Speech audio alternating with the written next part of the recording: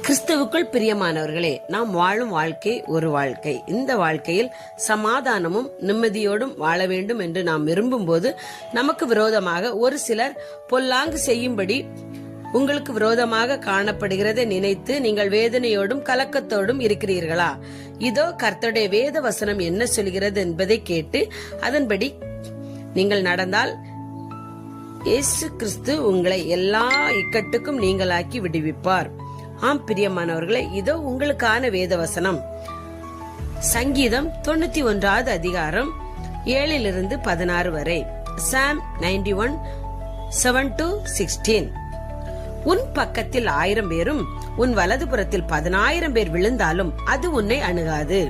உன் கண்களால் மாத்திரம் நீ அதை பார்த்து துன்மார்க்கருக்கு வரும் பலனை காண்பாய். எனக்கு அடைக்கலமாயிருக்கிற உன்னதமான கர்த்தரை உனக்கு தாபரமாய் கொண்டாய். ஆகையால் பொல்லாப்பு உனக்கு நேரிடாது, வாதை உன் கூடாரத்தை அணுகாது. உன் வழிகளில் எல்லாம் உன்னை காக்கும்படி உனக்காக தம்முடைய தூதர்களுக்கு கட்டளையிடுவார். உன் பாதம் கல்லில் இடராதபடிக்கு அவர்கள் உன்னை தங்கள் கைகளில் ஏந்தி கொண்டு போவார்கள்.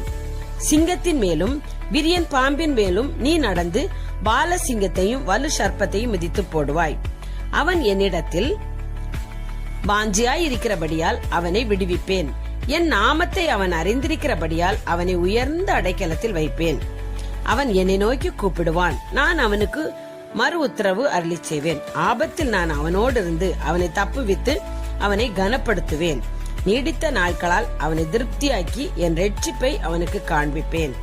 ஆம் பிரியமானவளே, 15வது வசனம் சொல்கிறது, அவன் என்னை நோக்கி கூப்பிடுவான், நான் அவனுக்கு மறு உத்தரவு அருளி செய்வேன். ஆபத்தில் நான் அவனோடு இருந்து அவனை தப்புவித்து அவனை கனப்படுத்துவேன். ஆம், இந்த வசனத்தின்படி தேவன் உங்களுக்கு வல்லமை செய்ய கிருபையாய் இருக்கிறார்.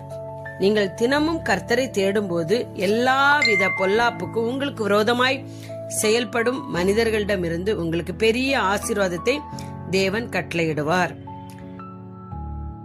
ஆமேன். God bless you.